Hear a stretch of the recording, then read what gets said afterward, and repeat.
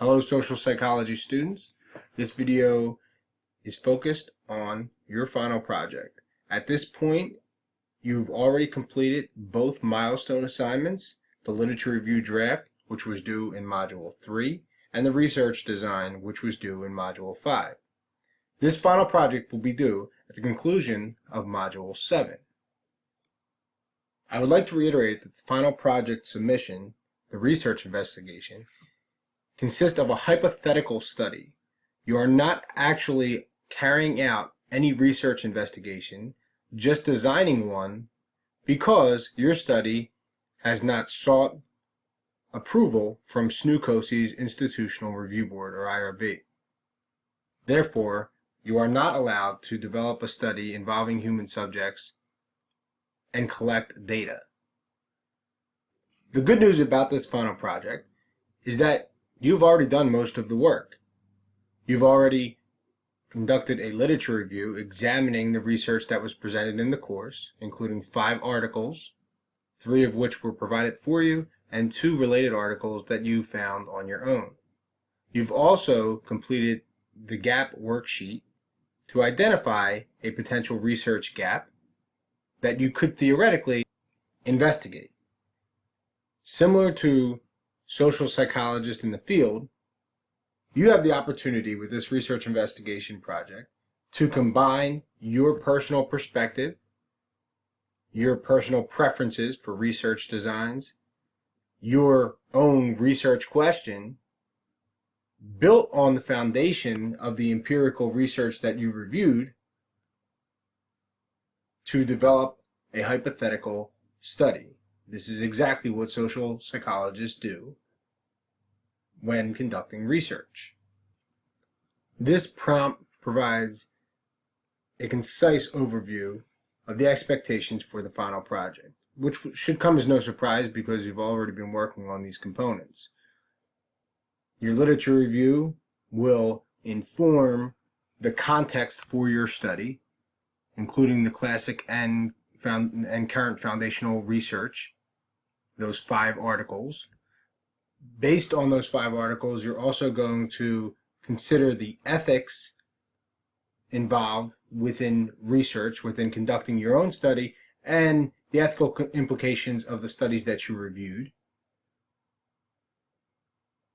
Those 5 studies will inform your gap. What's missing from those 5 studies? What should be investigated further? Once you start asking those questions, you can formulate your research question, which should be an answerable question that you could theoretically answer by carrying out the investigation that you design. The design of your investigation should focus on addressing the research question that you developed. So how would you approach addressing your research question? What would be the best method to use when attempting to answer that question? For a more comprehensive breakdown of the final project components, I'm going to scroll down in the final project guidelines and rubric document, and you will see these elements A, B, C, D under the 2 main categories, literature review and research design. I want to emphasize that these prompts, these guides, provide points and questions that will walk you through what is required within your final project document. So your final project should be between 4 to 6 pages. You're going to combine the elements of your milestones, but you're not just going to copy and paste them. You are going to develop them into a cohesive paper that addresses all of these critical elements. And if you notice, some of these words are in bold. They align precisely with the final project rubric, which is also contained in this document. It's at the end.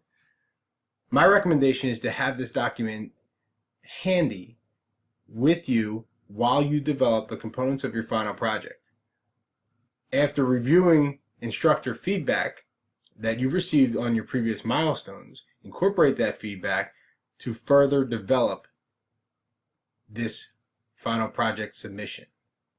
My recommendation here is to use this information as a sort of checklist to make sure that you address with appropriate detail each of these lettered components. When developing your final project, you want to be as concise and specific as possible. It is not always easy to do that, but balancing conciseness with specificity is a hallmark of academic writing. Use the information from your literature review to inform your research design. And this literature review will include all 5 articles that you reviewed, the 3 that were provided for you, and the 2 additional articles that you located on your own. Likewise, you want to use the lettered list to facilitate your development of the research design section of the final project. You'll see I highlighted a few things down here related to your research design. Use your previous analysis of the research, so your analysis of the articles that you looked at, specifically the 2 articles that you found on your own. They kind of narrow down that gap that will inform the gap that you identify and help you develop your research design. Looking at other articles to see what previous researchers have done is a good way to get started. Then you identify your gap, and then you also want to ensure that you support, provide a rationale for why addressing that gap is needed and how it is informed by the articles that you've reviewed. You also want to explain how you could implement your research design and account for ethics. How could you ethically conduct a study to answer your proposed research question? And you'll see as I scroll down here, there are additional components to consider. Once again, this is the Final Project Guidelines and Rubric document. There are separate guideline and rubric documents for each of the milestones, as you know. And I do want to point out down here, for additional assistance in developing your final project, I strongly recommend that you submit your paper to Smart Thinking. It's an online tutoring service, and it will allow you to get feedback related to various aspects of your final project. And also this new online writing center where you can set up an appointment for a one-on-one consultation. And the writing center staff are great at helping you refine your deliverables. And last but not least, I just want to scroll down and show you the final project rubric. As you see, there are several critical elements. Once again, these align with the lettered list under the 2 subsections that I highlighted earlier in the video.